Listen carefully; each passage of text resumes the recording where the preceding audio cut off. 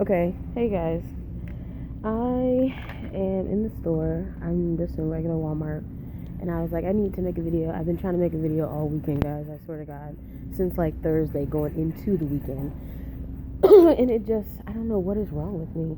I am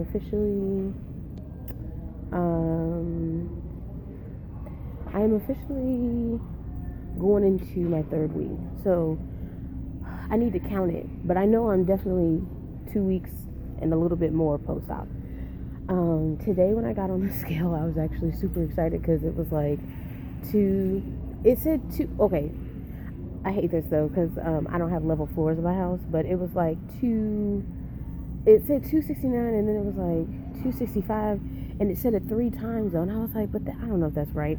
So I was actually supposed to go to the car shop this morning, but they didn't have the parts that they needed, so they had given me a discount to book a later appointment. So anyway, I was like, oh, let me go to Walmart because one of the things that I've been doing is I'm always in shapewear.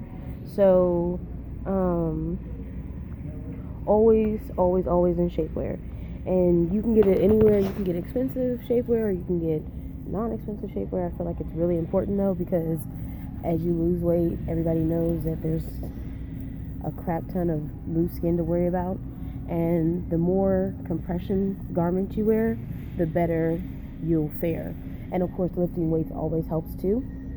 So, and I know I'm getting to it. I'm going to show you some of the stuff in my cart, good, the bad, the ugly, so you can kind of see like what I'm doing. Because I'm completely out of like the liquids and stuff. I'm completely on solids now. I am trying to make sure I'm building really good habits. That's why I'm in the protein section. I'm looking at all these protein shakes. And it's funny because nowadays, all these protein shakes, like even on down to Slim Fast, to be honest with you, and I'm sorry, I know my camera's going fast, but I mean, they even have protein chips. I mean, you can get almost anything and get what you need in terms of like a high amount of protein and low sugar. So I feel like it almost doesn't matter what you choose as long as what you choose isn't sugary. I don't know. I guess the only reason why I'm trying to go back to protein shakes is because it's ridiculously hard to get all your protein in one day without a shake or something that has like a good 20 or 30 grams of protein in it. That's the only reason I really love Muscle Milk. The only thing, Muscle Milk is expensive. It's so expensive. It's convenient but expensive, and this is a little thing of Muscle Milk. If you get like a nice bottle of Muscle Milk has like 40 grams of protein.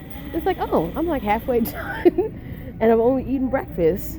So, but anyway, let me show you some of the stuff in my cart. Beware, some of the stuff is not for me. Some of this stuff is like stuff for the house. Like I got seasonings in here because I'm low on that. Condiments because I'm low on that. Some breakfast sausage because I am out early in the morning. I've been doing this. This is something I don't usually eat the candy, to be honest, but these off-brand like Lunchables are really easy for me to eat, and you get, I want to say, at least 10 grams of protein. Yep, 10 grams of protein are in here, and I always eat the meat and the cheese first. Sometimes I get to a cracker, sometimes I don't. Easy, quick, take it to work, and I don't have to worry about wondering like what I'm gonna eat that day. I want to try this. I know technically we're not supposed to be having caffeine, but this is supposed to have natural energy with like green tea or something, so I'm sure there's a little bit of caffeine in it. But to be honest, I haven't had issues with caffeine.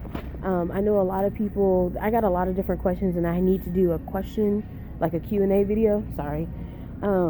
So I apologize. I am going to get to questions, I promise. People were asking me like if I'm having issues with stuff.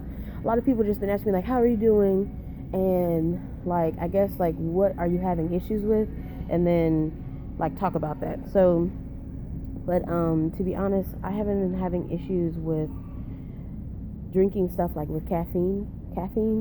I have drunken coffee and tea, lots of stuff.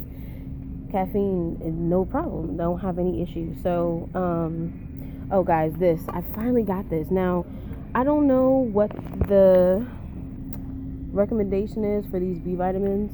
In terms of, like, I know somebody said we're not supposed to have gummies or until so far out, or maybe not at all. But to be honest, I'm doing so well on different stuff. I'm gonna get it because it works for me. I don't have an issue with it. So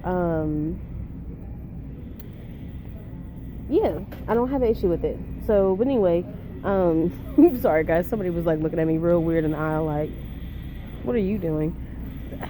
Just chill out. I'm making a video. Yep, I'm in Walmart and I'm making a video. So this is some sugar-free tea. I am really trying hard when I can to do low sugar stuff. Sugar doesn't bother me either though, because I know I had a friend who had actually gotten the same surgery, VSG, and she was like, girl, just be careful, anything with sugar. She was like, try to get as used to sugar-free drinks and items as you can, because once you get surgery, you can't eat it. She was saying how she, actually like doo-dooed on herself because she ate a donut, or like just a piece of a donut, and I guess she had that dumping syndrome. But to be honest, guys, I haven't had issues with like acid reflux, gas or anything like that, or like issues with caffeine, like making me have to use the bathroom, or like accidentally going to the bathroom on myself. But I feel like most people are probably phasing from solids or from liquids into solids or pureed food by now anyway. I was gonna say, I've been on a lot of different forums as well, and there was this one lady who also got this surgery, who had kind of like a metabolic syndrome like I do, and she was saying how she didn't have almost any like issues. Like, of course, the first 2 days are rough. You're usually throwing up or whatever, or because of anesthesia or whatever, but after that she didn't have any issues. Which, when she got home, she actually started solid food because she didn't have any issues. So and remember, I was telling you guys about that doctor I met, Dr. O from Mexico, who went to Harvard, but he went back to his country. Dr. O was saying how he doesn't even really give a strict diet for his patients because everybody's different. And that's the unfortunate part. What works for me might not work for you, but the whole point of us sharing our experience together is so that you can see what I'm doing, so maybe it gives you ideas and stuff. This is something I found today in the store.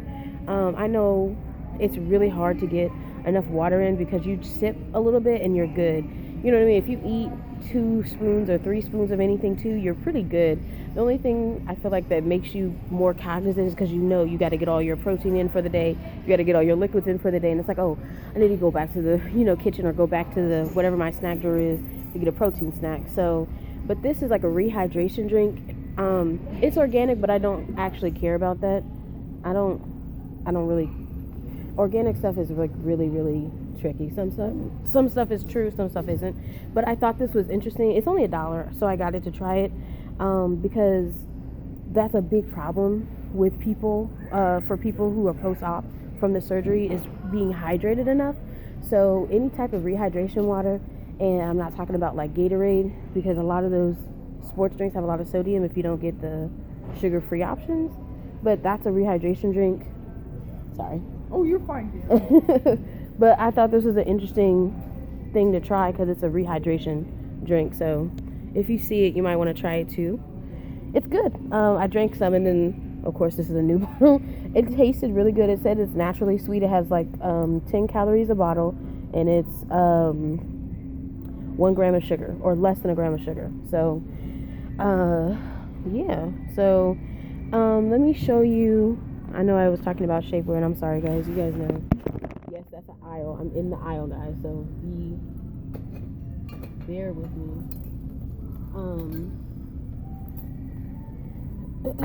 And I'm sorry, I know I'm using a front facing camera, so I'm gonna have to make sure this video is like really, really good quality. This is a singlet, like a unitard. I get this kind of compression shapewear. I also have lots of sports, actual like bone-in waist cinchers too that I wear at home. I can't really wear them to work, to be honest, because to me you can see it too much under your clothes. So I just opt for shapewear for work. But I'm to the point now that I'm getting like a large and stuff like that, so I can be held in tighter. And so you saw the one that has like the thigh control. I have one that's just like bikini style, when you're in a dress or whatever. So I highly recommend it because it smooths you out really good, like really good.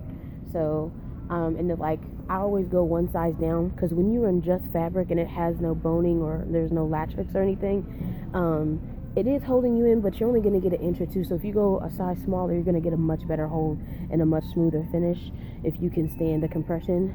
So yeah, so I hope this was a cool little 10-minute segment of me in the store and kind of a catch up. And I know this is not really a complete update of what I'm doing, but I thought it'd be cool for you guys to see what's in my cart at the store, and to just check in with me to see what I'm buying and stuff. So yeah, I can't wait to talk to you guys some more.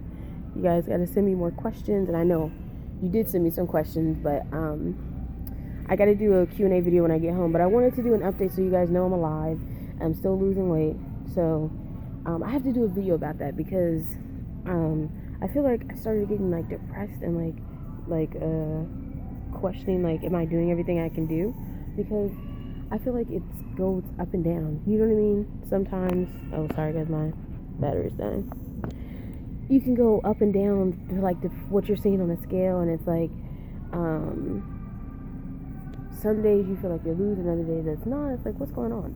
So, but I had to go on some of the forums and see what other people were talking about, and then I emailed my doctor. My doctor was saying how you shouldn't give yourself a baseline of how much you've lost straight after post-op until you get to week 6, because he said a lot of people do a month out, but he was like he would wait till week 6 because a lot of people gain weight in the hospital, which I did.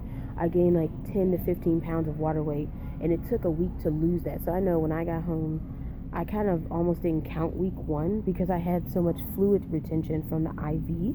So I was like, I don't know.